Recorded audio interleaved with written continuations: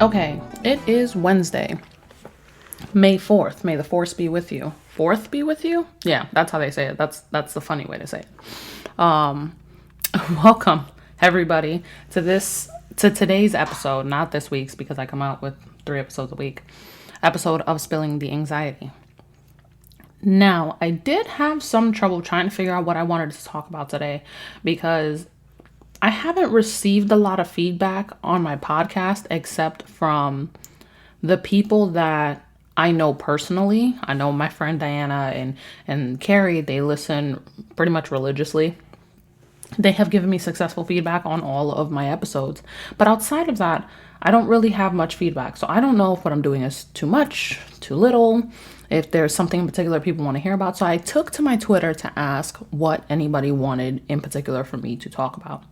And a very, very nice young lady, feel free to follow her at Kiwi Keeleys, KIWIKEELYS, suggested that I speak about growing up with parents who are dealing with post-birth depression or mental health struggles. I had kind of touched on that last Friday after my interview with Bryony Best, but I feel that I am a mother with mental health problems. I do know other mothers with mental health problems. I feel like my own mother had mental health problems, which is something that I mentioned, and it goes on. I think that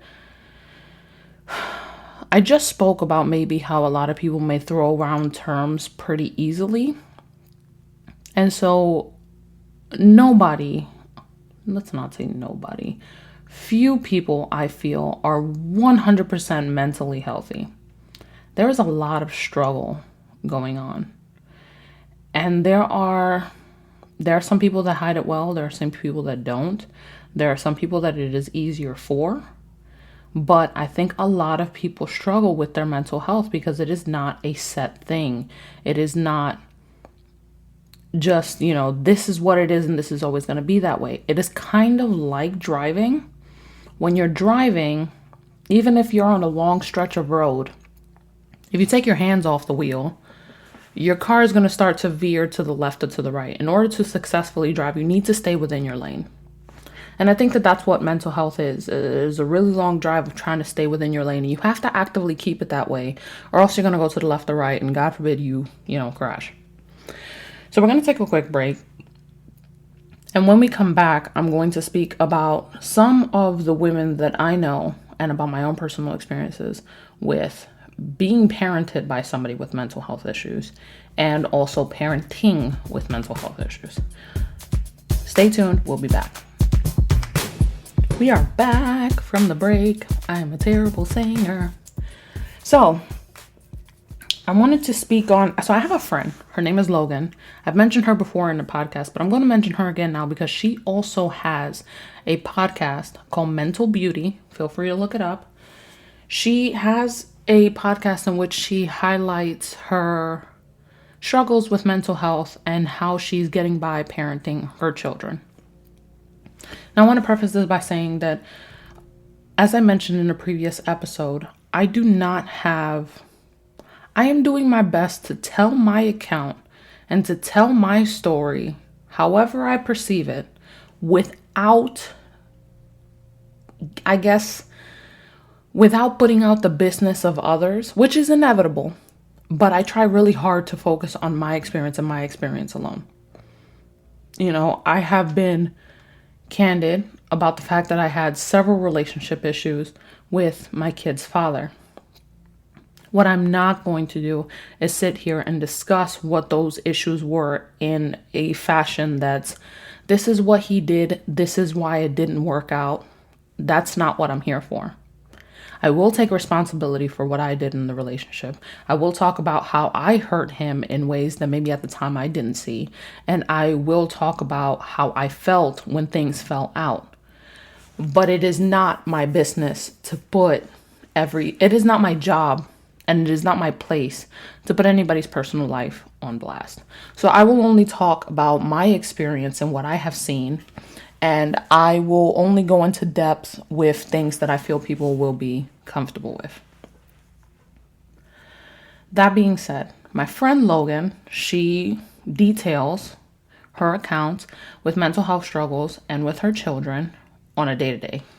Well, not on a day-to-day. She's releasing podcasts whenever she releases podcasts. And in those podcasts, she discusses what her situation is. Her last 2 podcast episodes were about how she got her kids taken away by CPS.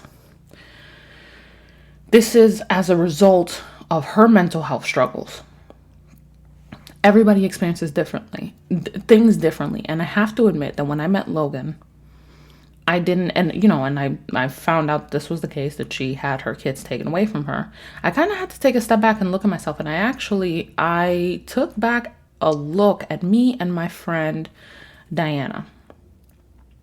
We both have been in a place where it's hard being a parent, and we feel those pressures a lot. And one of the bases of our friendship, like we spoke this morning, and it was like, I feel like we haven't talked in a while, but it's because there's really nothing to talk about. And instantly I was going to make a joke about how, damn bitch, we only talk when there's like problems to talk about. Like we never just call in to check on each other. But the reality of it is that is what it is. I have personally experienced, there's just some times where I complain about being alone, but then I really don't want to talk to anybody. And especially when there's nothing really to talk about, I'm just like, you know what? I kind of just want to be by myself alone with my thoughts. So when I met Logan, I wondered what it was. See, me and Diana are Hispanic. By the way, I want to preface something. I want to, just in me saying that, I want to kind of say like a small retraction off of last week's episode. So Carrie corrected me. When I said Hispanics are people from Spain, I actually meant to say Spanish people are, when somebody says that they're Spanish, that means they're from Spain. But I feel like Hispanic people or other people have adopted it for Hispanics, but that is the proper term. Being Hispanic is synonymous with being Latino. Thank you, Carrie, for pointing that out. So we are Hispanic women, Hispanic mothers, and Logan is a Black mother. That is not to say that there is a huge disparity in how we must feel or handle issues because we are from different ethnicities. But that is to say, I'm trying to figure out what the differences are. Now, Diana used to be married to a soldier who was in my platoon. I obviously was a soldier. I just don't know if some of life's experiences have molded how we compartmentalize our depressions. So the reason why I felt the need to compare is because I have heard Diana very upset. I have seen her turn into, now she's always been a great mom, but I've seen her evolve as a woman and as a person over several years now in a way that's amazing. At first it almost seemed like she was kind of like a deer on new legs. She was like, I don't know how I'm supposed to do this. I don't know how I'm supposed to move forward. I don't know how to handle this. To now, she is effective at communicating. She is very open and honest. Not to say that she was like a liar before, but I'm saying she's better at conveying her feelings now. She has evolved into somebody who's very independent and has decided, I don't give a fuck where the fuck life has taken me. I am going to be the very best damn person that I can be. But that comes with certain pressures. Now, I feel like I've also evolved into a more independent person. But me and her, we compartmentalize. I can see that. We have our moments where we break down and where we cry. But also, we both have very similar relationships with our mothers. Which is why I said I don't know if it's a Spanish versus Black thing. Or it could be how our relationship was with our parents growing up thing, because Logan has a very, very good and open relationship with her mother. Neither me or Diana have very successful relationships with our mothers. We have tried, and there's still room to grow, but neither one of us have had very good relationships with our mothers. So I don't know if that in any way, shape, or form has molded how we handle our mental health struggles. But Logan details that she got to this place where it was hard for her. She ended up having her kids taken away. I would recommend listening to the podcast because it's actually a very good episodes. It's 2 parts. But I sat there and I was like, God, I really don't know what I would do if my kids were taken away. I don't know how I could get to that place, because for me, I'm a very mission-oriented person. Now, if you ask my kid's father, he will say, I am not. I'm very emotion-based. But generally in everything else, I do have a mission and I do stick to it. For me, the mission is, God, this is going to sound awful. Okay, when I wake up in the morning, I go through the motions. I get up, I get my kids ready for school, I let them pick out their outfit, I let them have breakfast, we get in the car, take them to school, and the instant that I drop them off, I sigh a huge sigh of relief, because for about 15 minutes, maybe 20, I am alone in my car until I get home to my son, who is not in daycare because apparently people think I'm a fighter pilot or a doctor and I can play for childcare for 3 children, and that's not happening. When I get home, I start counting down the minutes until Daxius goes down for his nap. I give him milk, I give him food, I play with him, I try to exhaust him to get him into taking a nap. The second he takes that nap, I breathe another sigh of relief, because now I can watch Family Guy, I can finish a blog post, I can go on my laptop and finish editing something that needs to be edited, or I can even have a snack that he won't look at me and try to snatch out of my hand. Then he wakes up. Counting down further until my dad decides to take him to go pick up his sisters. Now, from the second they leave the house, I know that I've got about 50 minutes, maybe an hour of alone time. Monday, Wednesday, Friday, I'm recording. But Tuesday, Thursday, those are the moments that I have to myself to breathe. Then they get home. And again, I feel like I'm holding my breath until it's like, okay, if you calculate this right, there are 3 hours until dinner. Put on a movie, maybe 2. Keep them busy. They eat dinner. Once they eat dinner, the countdown begins. I'm like, okay, as soon as they eat dinner, I can go ahead and tell them to take a bath. And then, maybe we'll watch a couple of music videos on my TV or whatever it is. And finally, they're in bed for the night. When the girls are in bed, then I'm still facing a time clock until when Daxius goes down. But by then, the end of the night is near. And I find myself breathing a little bit easier. And then when Daxius falls asleep, done. My day is over. And that is how all of my days go when they're in school. When they're not in school, the clock starts from Friday when they get home to Monday when they go to school. This is not because I don't like spending time with my kids. This is not because I don't like my kids, because I don't love my kids, because I just can't stand their presence. Nothing. It's just that their presence is overwhelming. And the longer that I can keep them busy when they're in my presence, the closer I get to nighttime.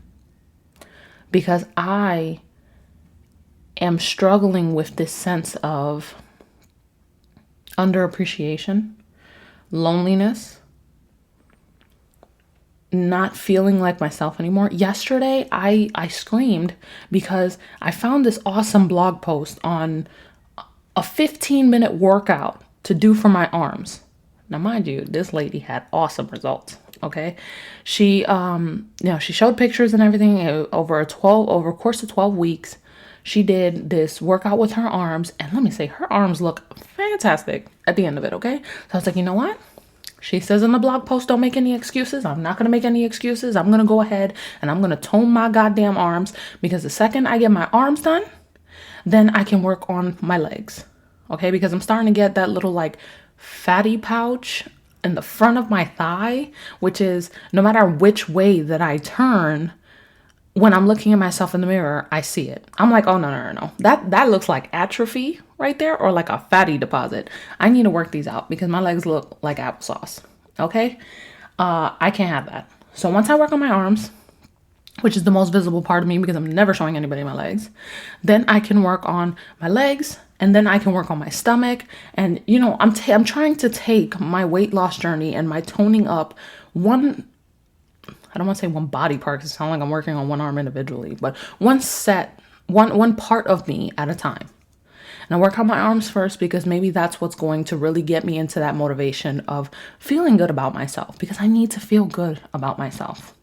I don't believe anybody when they tell me that I look beautiful or pretty anymore, because, you know, and Logan has told me, God, you know, you don't even appreciate it. You're like, you know, you're beautiful. Diana tells me, you know, you're beautiful. Carrie tells me you're such a beautiful person. Shit, even my kid's father is like, you know, God, woman, I don't get why you don't see what I see. You're phenomenal. And I don't believe it. I make excuses for all of them. I'm like, you guys are my friends. You're trying to say that. As far as my kid's father, I'm like, of course you would find, you know, these fatty deposits and these stretch marks attractive.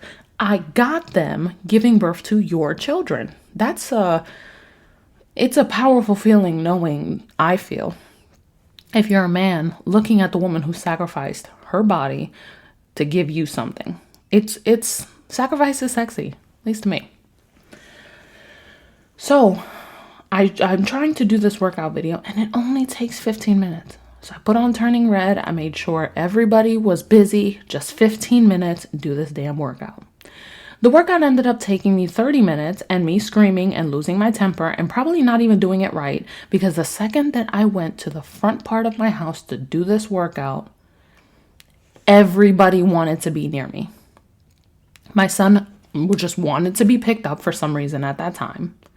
My daughters wanted to see what I was doing. They wanted to play with the other part of the weights that I took out, and they're like about to lose a toe. And I'm just like, oh my God, why? Why won't you guys just let me be? I'm just trying to do something for myself, to just feel good about myself. And it only takes 15 minutes and you guys can't even let me do that. And that's what my countdown is every single day. It is me trying to get through the day, because when I'm with my kids, when I'm in front of my kids, I need to be put together. I need to be the head of this household. I need to be firm. I need to be everything it is that is an example for them, so they know how to act, they know how to talk, they know how to do everything. When that countdown is over, I can be what's left of me again. I can watch This Is Us and I can cry about it. I can, you know, I don't know if any of y'all have ever watched a sad movie, TV show in front of your children, but the second you start tearing up, goddamn, they got so many questions, the sentiment is gone. Okay? I can be myself, and I can do something without somebody needing something. And that's what that countdown is for me. Now for Diana, I don't know what it is for her. But for her, you know, she has her time at work. She's a very hard worker. She comes home, you know, she takes care of her son. She has her dogs, and she's just in this place where she's like, oh, I've spent all day, you know, just being at work, and I've got things that I want to decompress about, but she's also trying to put together for her son. So I don't know what the difference is between Diana, me, and Logan. But I sat there and I listened to Logan's story, and I'm just like, that's not something I could ever allow to happen. Now, that was very naive of me to say, because I feel like these things, they happen before you see it, and then when it's there, you're kind of just dealing with it. But if I'm looking to be honest, everybody is different, and I don't understand. I even question. I'm like, am I mentally well off, more well off mentally than she is because she's gotten to this point and I haven't? It could also be because I have help from my father. There are just a lot of factors that I couldn't use to compare myself and my mental health status to her. When I had COVID and my 3 kids had COVID and then my father had COVID, we were just a household riddled with shit, with COVID, with different symptoms. And I was terrified during the beginning of the pandemic because I was like, I don't know what I would do if I had COVID and if my kids had it. Because if I have it, they have it. Inevitably, they have it. We spend so much time in each other's face. There's no way that they wouldn't catch it. I ended up getting it from them, actually. They got sick first. And I made it. We made it. It was the worst fucking 2 weeks, 3 weeks of my life, but we made it. I was actually the first one out of the trenches, and then I was able to take care of everybody else. But mentally, I didn't want to. Mentally, I wanted to crawl into my bed, forget that there are people who needed me, and I just wanted to experience COVID alone. Experiencing COVID wasn't even something that I could do alone. Everybody else still needed something. And that was so frustrating. So I'm like, God, I can't do anything alone anymore. So my parenting style, though, I think it's visible to my children that I am unhappy. I think it's visible to them that I'm bitter. I think that not having as much money as I want to or need right now, it is visible because my kids ask me for things that normally they would be able to get. But because I'm strapped for cash, it's not happening right now. And they see it. And to them, part of me was like, God, why are you guys so ungrateful? Why do you need so many material things? And I'm like, I can't even be mad at them because that is a lifestyle that I had accustomed them to. That they could ask for things, and as long as it was within reason, they could get it. My daughter loves watermelon, and she asked, well, Mom, can you go to the market and get watermelon? Here, Mom, here's a quarter so you can go ahead and buy stuff for me. And I'm just like, God, if you could hear how that sounds to me. But then I'm like, you know what? My kids, they know that if they want any type of snack, any type of fruit, anything, they could always come to me and ask, and I will go on out to the market and get it for them. But that's the kind of parent that I am. Diana's a different parent than me. Logan is a different parent than me. The consequences in our parenting and how we handle it is different. It's all different. So parenting with mental health isn't a cookie cutter condition. It depends. I don't even want to think about what it's like parenting with mental health conditions such as, bipolar disorder, or borderline personality disorder, mixed mood disorder, adjustment disorder, schizophrenia. It's a lot. So the people that I've been surrounded with, I've never experienced seeing a parent firsthand with schizophrenia parenting. So that's not something that I can talk about. But what I can talk about are the women in my life that I see that they were visibly unhappy and visibly struggling, and they all handled it in different ways. So we're going to take a quick break because it did go a little long, and then we are going to talk about my experiences in the women in the generation above me and how they parented and what was something that I saw. Stay tuned. All right, y'all. So we are back. During our break, I had to give a disclaimer to Diana that I mentioned her in this episode because I didn't ask before them, but I didn't think that I was saying anything crazy either. So, she'd be all right. She'd be all right. So, my experience in the generation above me with mental health. Now, mental health encompasses a lot. Mental health is literally just your status of psychological well-being. I mentioned this earlier in my intro. I don't think that there is anybody out there, there are people out there with, let's say, anger management issues. And that isn't necessarily a mental health condition, but the way that you cope with that anger, if you internalize it, those explosions is internalizing. Or you're projecting your feelings on about how you feel about whatever it is that you're mad about onto somebody else. Those things, they give into your mental health status. They contribute to your mental health status. Think of your mental health as like a 401k plan or like just a piggy bank. You put in stuff, you put in money to make it better and to make it great. And all those things, as they accumulate, you can use it for something later. You don't put anything into it. You hoard all that money in your pockets or in your mattress or whatever it is. You're not really keeping good track of what's in there. And you're not really... Everything that's coming in is going out, or it's not being appropriately stored. You forget it. You wash it in your jeans. Whatever the case may be, it's not being stored for use later. I know me. I know that I like to talk shit to death. I'm the motherfucker who will beat a horse. But it's because I like to talk about things. I'm the kind of person that in theory, I like to talk about things.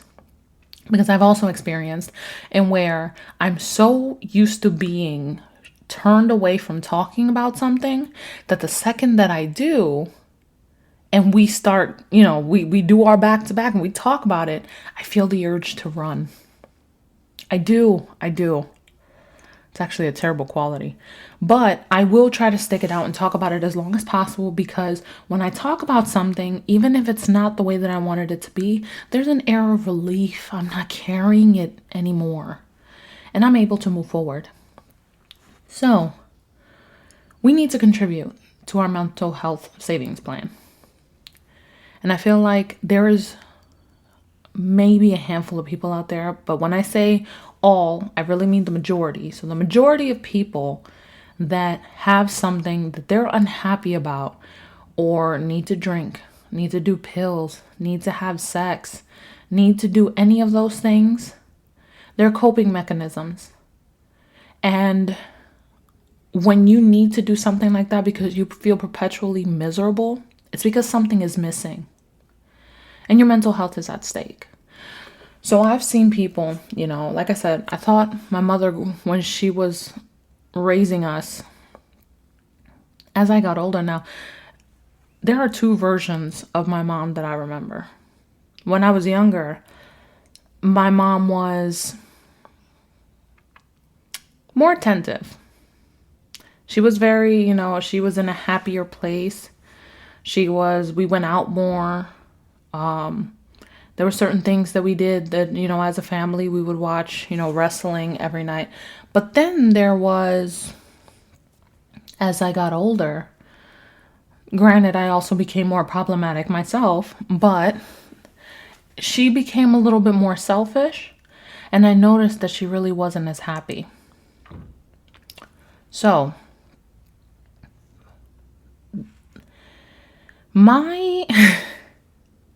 I'm trying to do this in a way where I'm only discussing my experience and not trying to bring other people who don't know that they're going to be on the show.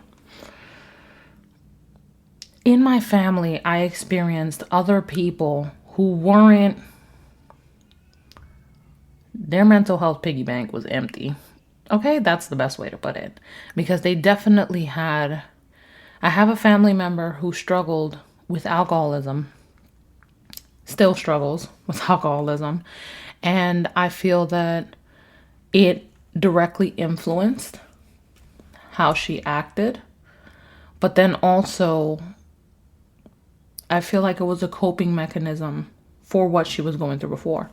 Now, I will not say that it was unwarranted. She went through shit that was... Let's just say I know what she went through, and it was not okay. And if I wasn't perpetually breastfeeding or pregnant, I'd probably have a couple of drinks too. But, sorry, y'all, I was taking a sip of water like I forgot I was on air or being recorded. The way that she parented her children, it was something that I was able to call when I was very young, when I was old enough to understand that this was not okay. I understood that there were going to be problems, unresolved trauma that her children were going to deal with. Because for me, I feel like I have unresolved trauma that I dealt with my mom. Now, me and my mom, we just don't see eye to eye on a lot. And I believe that my mother is even more stubborn than I am. So I believe that whenever I tell my mom whatever I'm telling, I'm like, this is my experience. How are you going to say that it is not true? For example, me and my mom will always argue about this. I met my kid's father when I was 18 and a half. And I remember this because I met him in my first year of college. My birthday is in April. Okay, it is not in the time of the year that would have me being older or younger than everybody else my age in whatever appropriate age setting I'm supposed to be at. So when I went to college, I was 18. I turned 18 in high school. Okay, and I met him when I was in my freshman year of college. Let my mother tell it, I was 17, which, by the way, in the state of New York is still the age of consent. So I was still within my limits, but that sounds gross. So I was definitely over 18. I was on my way to being 19. And she will still argue that we met when I was 17. I can sit there and tell her, I have paperwork. He was in the service when I was 17. He didn't get out until after I was 18. And she will still try to convince me that I'm lying to her. That is not what happened. And then it comes into this, well, it doesn't matter because you guys are 3 kids in now and blah, blah, blah, whatever. But it does matter. It does matter to me. Because those things, they tell me that you remember things in a different way than I do. And I already spoke on this about how it's possible for 2 people to remember 2 things 2 different ways. But this isn't something arbitrary. This is something that can be proven, and she still refuses to believe it. There are plenty of things that I can prove that she refuses to believe. Now, because of my history with gaslighting, like I spoke previously, I am one of those people that if I cannot come to you with tangible proof, I will give it to you if you assume I'm lying. Because almost always, I can come to you with proof that this is, in fact, what it is. That being said, my mother and this person, the alcoholic in my family, I feel are very similar. My mother was not a drinker. Their coping mechanisms are different. But they do handle a lot of things similarly. And me and this person's kids, we have similar traumas. And we can point out the similarities in the parenting where we felt like it was a lot dealing with growing up. Now, this is the kind of trauma that I don't want to pass on to my own children. I don't want my children to see me at my worst and decide. I don't want them to be doing a podcast one day and say, oh my God, my mother was the absolute worst. She let whatever fuckery life had to hand her, she let it get her down, and it was traumatizing for me. She used to beat the hell out of us, and she wouldn't want to spend any time with us, and it was all traumatic. And now I'm sitting here needing years of therapy because my mother was, couldn't cope with whatever she was doing successfully. That's not it at all. Will my children, my oldest is 5, do I feel like now my child is in a place where she can look at me and say, there are some times where I decide to get out of character a little bit, and I'll like tickle my daughter's feet, and I'll do something like that, and she'll be like, "Oh my God, you're the best, mama," and I'll just be like, "Good, she still likes me," because there are other times where it is visible on my face that I am not trying to fuck with anybody today, including my own children. I just want to get through the day. I just want to get through that countdown. And when they ask me for something, or they argue about something, or they're like, "Oh my God, she's touching me," or "Mom, she tapped me on the shoulder," I'm just like, "Oh my God, why the hell can't you deal with it yourself? Why is this something that you need to come to me to have me micromanage you? Is that something you really want from me? Please just deal with it yourself." And I don't want my children to harbor that moving forward and be like, "God, my mom just sucked." I don't want that. I try really hard to be the best version of myself in front of my kids. It is very confusing being an entirely different person in front of my kids than when I am those couple of minutes that I get to myself at the end of the night. Lord knows I don't get any minutes to myself in the morning because I'm still sleeping with my son. And the second I stir and I wake, he stirs and he wakes. If I can manage to slip out successfully, he might go back to sleep. But by the time I slip out successfully, it's time for me to get everybody ready for school. My experience growing up was not a happy one. My mother said things to me that to this day I can remember, and nobody can tell me that I just pulled that out of thin air, because it hurt me to my very core, even if I didn't act like it. My mother thinks I'm some robot who has no feelings, and I try to tell her, I'm like, just because I don't show them to you doesn't mean that it doesn't hurt. There have been plenty of times where I've had a conversation with my mother where I was very firm, very matter-of-factly, and the second I got off the phone, I would cry. I'm not going to give her the satisfaction of knowing that, because I've always wanted to be a better mom than my mom, but that was before I understood what my mom was going through. I see Logan, and she loves her kids. She does. But parenting just fucking won. Man, that shit is... I was talking to her about this the other day, and I'm like, people think that I have it good because my 3 kids all belong to the same man, and that's supposed to somehow mean that I won the game. I don't have multiple baby daddies, and I stuck with something. But it's even worse when you're 3 kids in, you're unmarried, and for example, somebody hit me up on Twitter and was like, "Oh, are you single, blah, blah, blah, whatever, what is your marital status?" And I'm like, what? I'm not looking for a fucking love connection. I'm not. But no, I'm not married. And it's something you can hear on my podcast. I'm not married. "Oh, okay, that's cool, blah, blah, whatever." Later on, I'm like, "Listen, I've got to go do something with my kids, so bye." "Kids? But I thought you said you weren't married." I said, "I'm not." "Then how do you have kids?" Did I miss the part where it is entirely, are children now only exclusive to married folk? Please someone tell me that I've somehow ripped the fabric of the space-time continuum and have done something brand new, because I don't understand why you would tell me something like that. That sounds so stupid.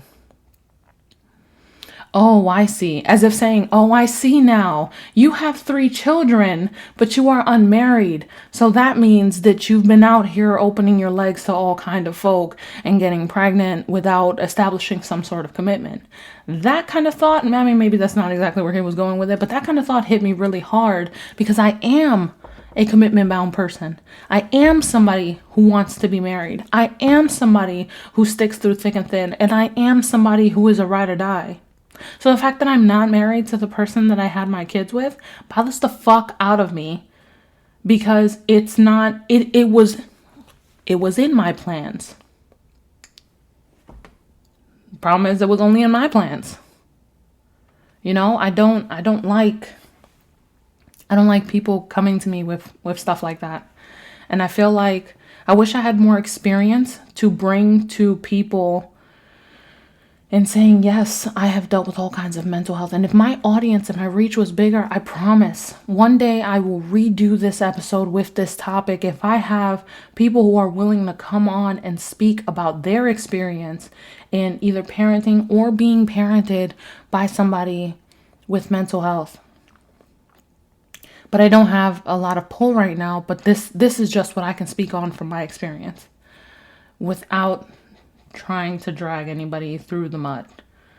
I want to thank you guys for listening to me yet again, even though my fan base is still extremely small. But thank you again for Kiwi Keelys on Twitter for suggesting this podcast episode. I actually found it very easy to do. It was a nice flow. I know that I'm approaching 45 minutes, and I'm really, like I said before, I'm just trying to keep these shorter now that I'm doing them more often, so I don't run out of fabulous material to bring to you guys. So stay tuned for Friday's episode, where we will discuss more scintillating topics and material. And I hope that everybody here has a good Wednesday. And if you're doing your own countdowns for whatever it is that you've got going on in your life, whether it's for the end of the week because you absolutely hate your job, or whether it's for the end of the day just so you can get a minute to yourself, I want to wish you the best and wish you luck with that. Also, please feel free to log on to my website, www.spillinganxietea.com. You can go ahead and check out my blogs. You can check my podcast there. And if you go ahead and membership, you can go ahead and see all of these videos and exactly how I look while I'm talking about these topics, because I always like to put a face to a name.